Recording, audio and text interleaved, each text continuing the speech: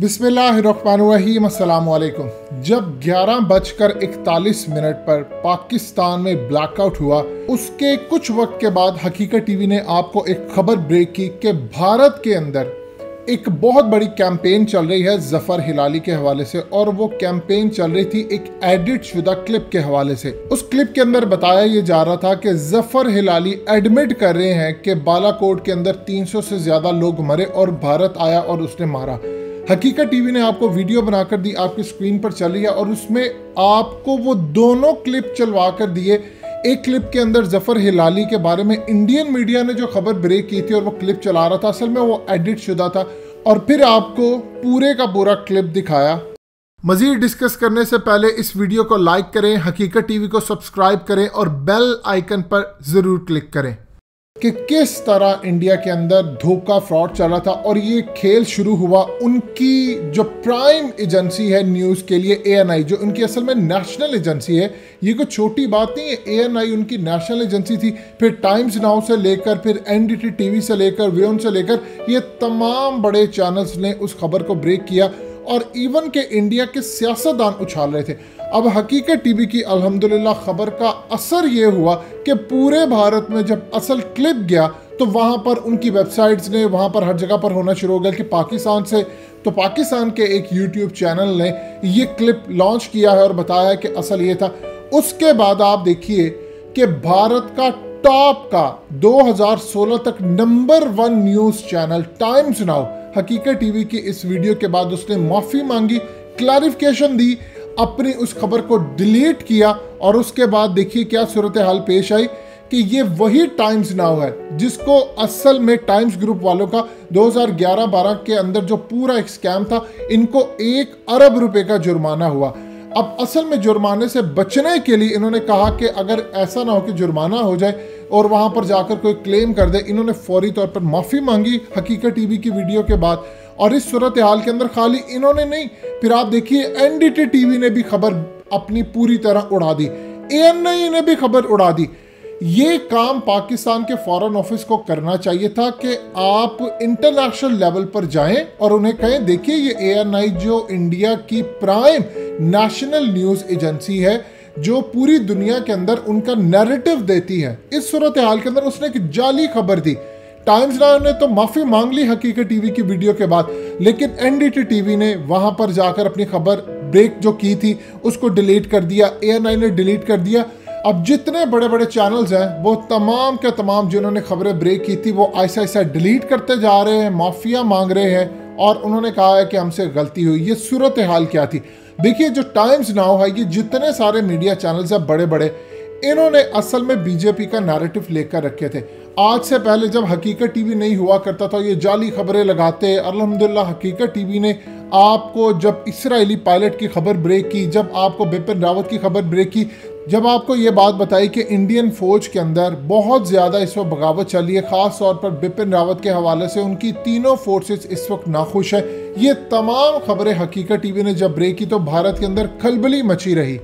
देखिए हकीकत TV already आपको वो क्लिप सुनवा चुका, आपको दोबारा सुनवाने जा रहे हैं कि असल में देखिए पहले सूरत हाल डिफरेंट हुआ करती थी। अल्हम्दुलिल्लाह हकीकत टीवी पाकिस्तान के अंदर आप लोग देखते हैं, UAE में देखते हैं, सऊदी अरब में देखते हैं, अमेरिका से लेकर पूरी दुनिया में देखा जाता है, और भारत में कसीर तादाद हकीकत टीवी की इन वीडियोस को देखती है। अब सूरत हाल ये पैदा होती है कि वहाँ पर जब उनका मीडिया कोई खबर ब्रेक करता है, ख़ास तौर पर जब चाइना और इंडिया के हवाले से ये खबरें ब्रेक करते रहे, तो हकीकत टीवी आपको इनसाइड जो मुलाकातें थी उनकी खबर ब्रेक करता रहा, क्योंकि चाइना के थ्रू सारी खबरें पाकिस्तान के इदारों तक आती हैं, और यहाँ से आपको हकीकत टीवी आगे आपको बताता रहता है कि क्या उनकी मुलाकात के अंदर हुई।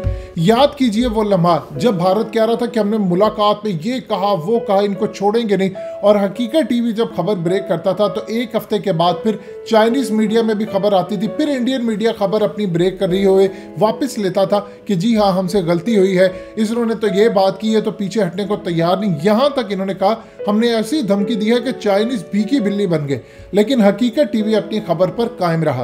अब आपको वो क्लिप पहले सुनवाने जा रहे हैं जिसके अंदर जफर हिलाली ने, इन्होंने जो एडिट शुदा क्लिप चलाया था कि किस तरह वो एडमिट करते हैं कि जी पाकिस्तान में हुआ, असल में उसमें से अल्फाज इन्होंने काट दिए, वो अल्फाज जिसमें वो कहते हैं कि भारत के मुताबिक। पहले जरा ये क्लिप सुनिएगा जिसके अंदर जफर हिलाली के बारे में इन्होंने जाली क्लिप चलाया जिस पर माफी मांगी, और फिर उसके बाद आपको वो क्लिप सुनवाएंगे जो असल में था, ताकि आपको क्लैरिटी हो जाए कि मामला क्या था। सुनिएगा जरा ये क्लिप। इंडिया ने जो किया, इंटरनेशनल बाउंड्री को क्रॉस करके एक एक्ट ऑफ वॉर, जिसमें कम से कम 300 लोगों को उन्होंने मार। भाई हमारा टारगेट तो कुछ और था, हमारा उनका हाई कमांड था, हमारा that was our legitimate target, इसलिए कि वो they are men of the military.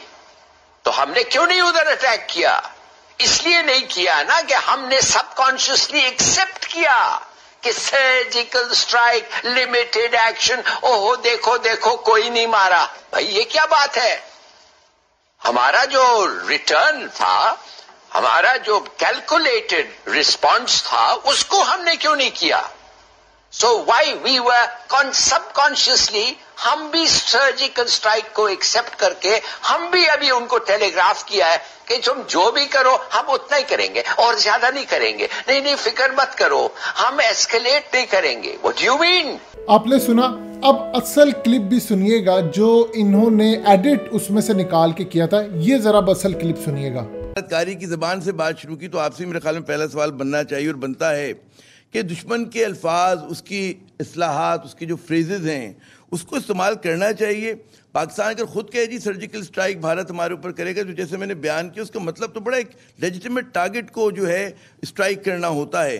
तो क्या हमें इसी तरह से, इसी अंदाज में गुफ्तगू करनी चाहिए हमारी वजारत खारजा को, हमारे वजीर खारजा को और हमारे मीडिया को? जी बिल्कुल नहीं करना चाहिए। और आपका बड़ा ज़बरदस्त आई थिंक ये एक एस्पेक्ट आपने रेज किया है, लेक्सिकन ऑफ डिप्लोमेसी, लैंग्वेज जो इस्तेमाल होता है।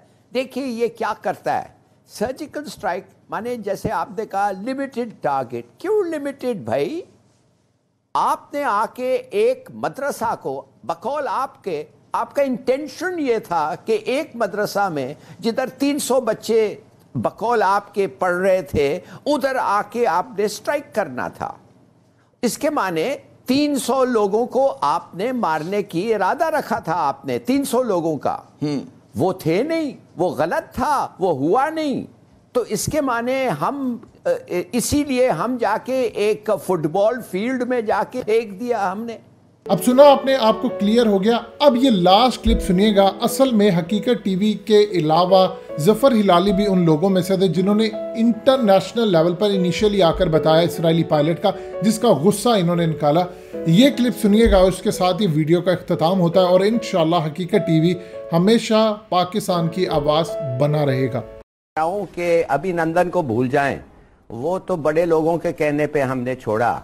हमारे पास एक इजरायली पायलट है, हमने एक इजरायली पायलट को गिराया है और उसको पकड़ा है और वो हमारे कब्जे में है। जितना मेरा इंफॉर्मेशन है वो ये बता रहा है। और उस पायलट के लिए अमेरिका को इजराइल ने अपील किया था और अमेरिका ने, जाहिर है इजराइल जो है वो अमेरिका का हिस्सा है, उन्होंने हमसे बात की और मेरे ख्याल में हमने कोई अच्छा जवाब दिया होगा उनके from their point of view, इसलिए कि कोई एस्केलेशन नहीं हुई और बहुत जल्दी जो है डी एस्केलेशन हो गई। मेरे ख्याल में ये मद्देनजर अगर रख के हम आगे बढ़ें तो ये हमें समझ आएगा कि कौन सा वो एस्पेक्ट था इस पूरे चीज का जो हम शायद फैक्टर इन नहीं करें कि मूडी एक कोशिश करके दब गया। दोस्तों हकीकत टीवी को सब्सक्राइब करना मत भूलिए, वीडियो को लाइक करें, शेयर करें और कमेंट सेक्शन में अपनी राय का इजहार जरूर करें।